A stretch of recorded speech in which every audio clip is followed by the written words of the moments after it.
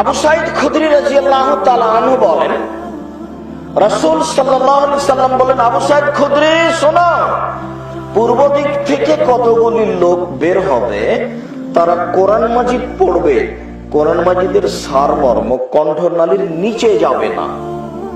তুকিরুনা সালাতাকুম সালাতিন, তারা এত বেশি সালাত আদায় করবে যে তোমাদের সালাত তাদের কাছে কিছুই না। তোমাদের সালাত কম আর তাদের সালাত বেশি। সিয়ামাকুম সিয়ামিহিম, তোমাদের সিয়াম তাদের কাছে কিছুই না। তারা সিয়াম পালন করবে অনেক অনেক বেশি আর তোমাদের সিয়াম হবে কম। আমালাকুম আমালিহিম, তাদের তাসবিহ তাহলিল জিকির আজকার তোমাদের চেয়ে অনেক বেশি। মেশিনে তাসবিহ গণনা করে, মেশিনে।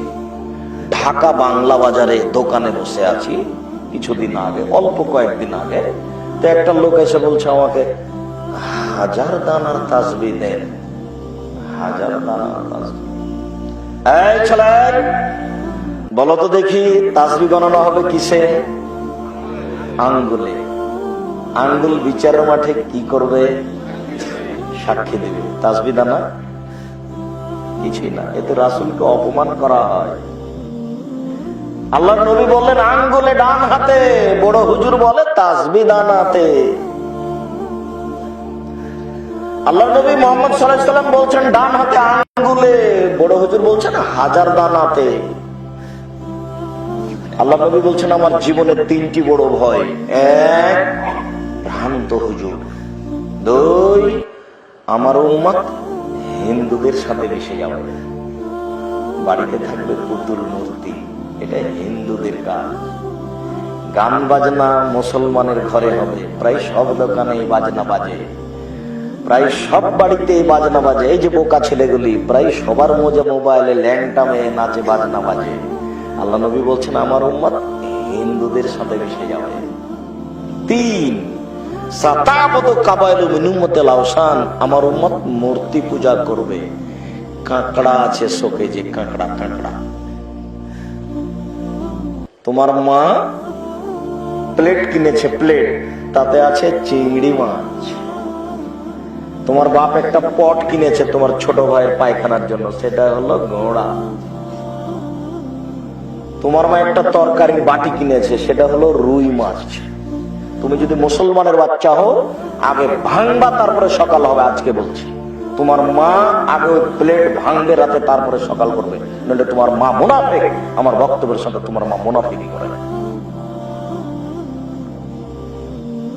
আমার প্রত্যেকটা কথা কিয়ামত পর্যন্ত সময় দেওয়া আছে।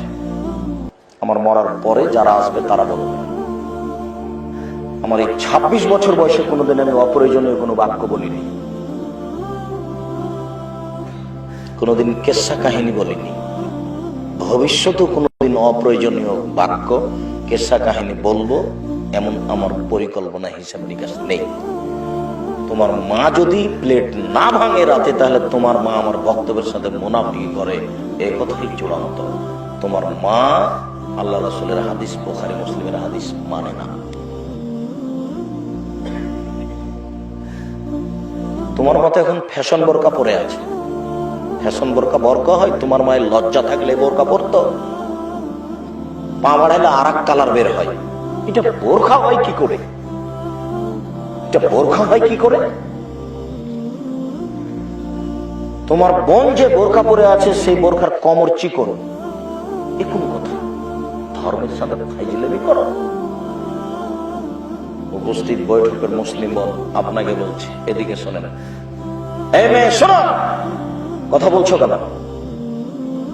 মাথায় কাপড় দাও না কেন? লজ্জা হয় না? শরম হয় না? বাপ বেটি লজ্জা বেঁচে খেয়েছ? তাহাজ্জুদ পড়ে জান্নাত কিনতে চাও? তোমার বাপ আজীবন তাহাজ্জুদ পড়লে জান্নাত হবে না। 3 শ্রেণীর মানুষ জান্নাতে যাবে না, এই কথা মুহাম্মদ সাল্লাল্লাহু আলাইহি সাল্লাম বলেন। তার মধ্যে তোমার বাপ আছে। 1, মধুমেলন খান, নিয়মিত বিড়ি, তামাক, জর্দা, সিগারেট, গুল, নেশাদার দ্রব্য খায়, পান করে, যে সে জাহান্নামে যাবে। 2, রাজলাতু মিনান নিসায়ে, পুরুষের বেশধারী নারী, যারা পুরুষের জুতা স্যান্ডেল পরে, যারা পুরুষের শার্ট প্যান্ট পরে, যারা পুরুষের পোশাক পরে, মাথার চুল ছোট করে, এসব মহিলা জাহান্নামে যাবে।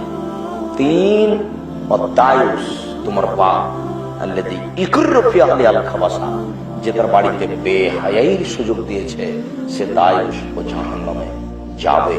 এই কথা রাসূল সাল্লাল্লাহু আলাইহি ওয়াসাল্লাম